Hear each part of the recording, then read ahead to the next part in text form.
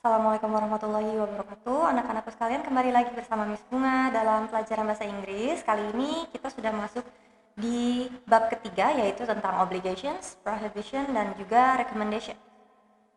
Obligations adalah sesuatu yang harus kalian lakukan, jadi kewajiban.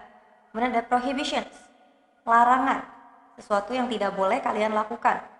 Ada recommendations, saran, sesuatu yang sebaiknya kalian lakukan.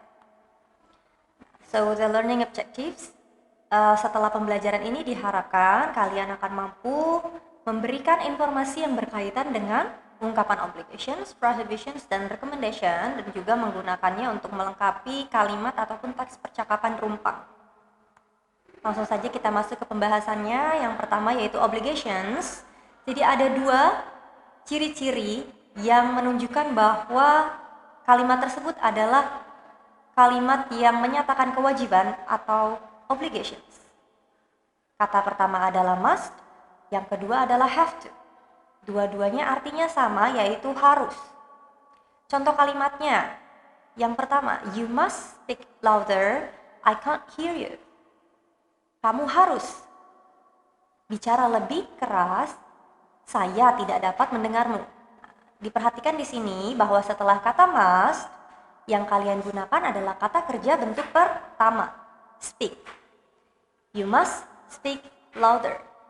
Setelah must diikuti kata kerja bentuk pertama. Contoh berikutnya menggunakan kata have to.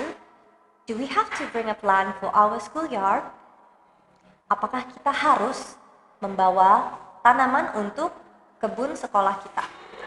Sama seperti must, have to juga diikuti dengan kata kerja bentuk pertama. Di sini kata kerjanya adalah bring, membawa. Jadi keduanya harus diikuti dengan kata kerja bentuk pertama ya. Berikutnya prohibitions. Nah, kata-kata yang menunjukkan larangan di sini ada beberapa contoh. Yang pertama adalah must not, atau kalian boleh singkat menjadi mustn't. Mustn't. Penggunaannya dalam kalimat menjadi you must not walk on the grass. Sama seperti tadi, harus diikuti dengan kata kerja bentuk pertama. Yang kedua, kalian juga bisa menggunakan kata don't, jangan. Contohnya, don't walk on the grass. Jangan jalan di atas rumput. Yang ketiga, kalian bisa gunakan kata prohibited.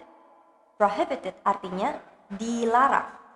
Biasanya penggunaan kata prohibited diikuti atau ditemani dengan be dan to.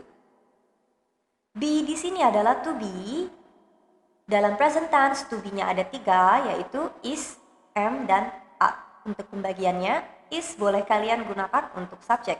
He, she, it. Dia. Untuk are, kalian boleh gunakan untuk you, they, we. Sedangkan am, kalian gunakan untuk I atau saya. Di sini subjeknya adalah it. Karena itu be-nya adalah is. It is prohibited to. Jadi setelah prohibited diikuti kata to.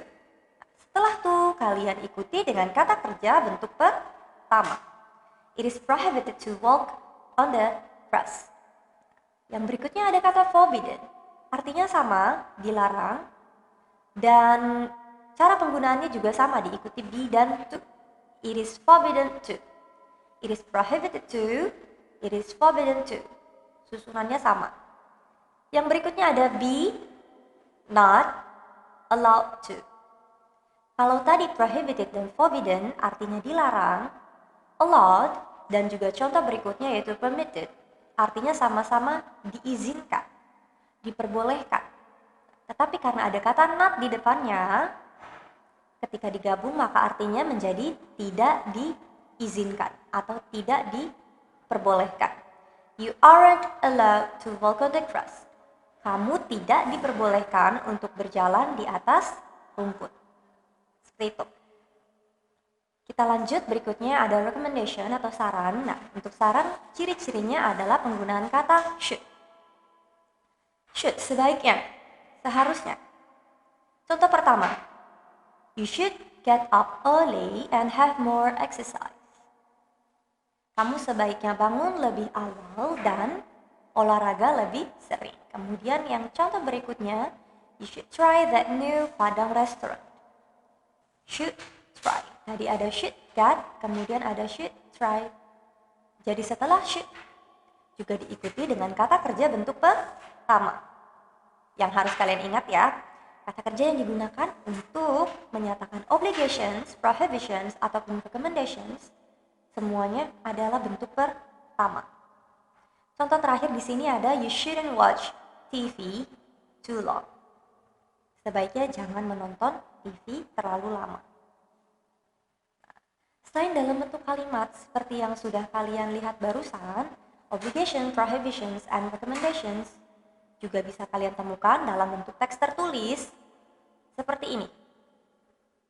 Yang pertama ada no smoking, eating, or drinking in this area. Dengan kata lain, kalimatnya bisa diubah menjadi you are not allowed to, kalian tidak diizinkan untuk merokok, smoke, eat, or drink in this area.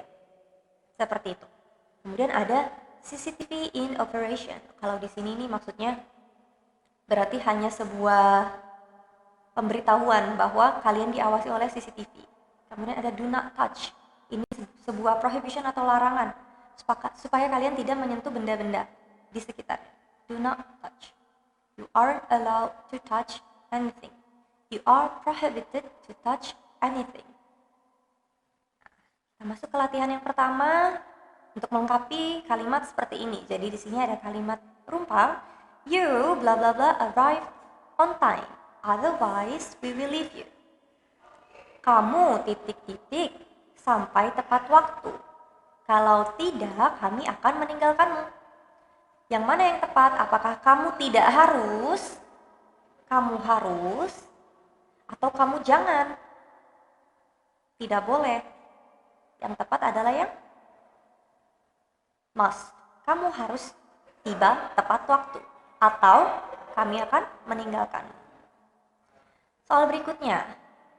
Ada satu kalimat yang hilang, kemudian kalimat selanjutnya adalah put the rubbish in the dustbin. Buang sampah ke tempat sampah. Berarti larangan apa yang cocok? Apakah A, jangan malas, don't be lazy, atau B, don't say it, jangan bilang-bilang, jangan ucapkan, don't litter, jangan buang sampah sembarangan, atau yang D, don't run, jangan lari-lari. Jawabannya yang cocok adalah yang C. Don't litter. Jangan buang sampah sembarangan. Untuk selanjutnya, yang terakhir ada percakapan singkat antara Jonas dan Ani. Jadi di sini Jonas bilang, I'm leaving to go camping in Bantir this weekend. Kemudian Ani bilang, well, I think you blah blah blah take a raincoat with you. It's the rainy season now. Jonas bilang, you are right. Yang manakah yang tepat untuk melengkapi kalimat rumpang ini? Nah, di sini pilihannya ada A, should, B, mustn't, C, shouldn't, atau D, don't have. Should artinya sebaiknya. Jadi memberi saran Ani, kamu sebaiknya membawa jas hujan karena sedang musim hujan. Nah, sudah langsung terlihat bahwa inilah jawaban yang tepat. Sebaiknya, saran yang diterima oleh Jonas dari kata-kata you are right. Oh iya, kamu benar juga. Oke, jadi sampai sini saja untuk pembahasan chapter ketiga pertemuan pertama kali ini. Semoga dipahami dengan baik. Untuk selanjutnya kita masih akan membahas tentang obligation, recommendation, dan juga prohibition. Kali berikutnya kita akan membahas tentang bagaimana cara menyusun kata acak menjadi kalimat yang baik ataupun kalimat menjadi teks percakapan yang baik berkaitan dengan 3 ungkapan kali ini. Baik, see you on the next meeting. Thank you very much for paying attention. Wassalamualaikum warahmatullahi wabarakatuh.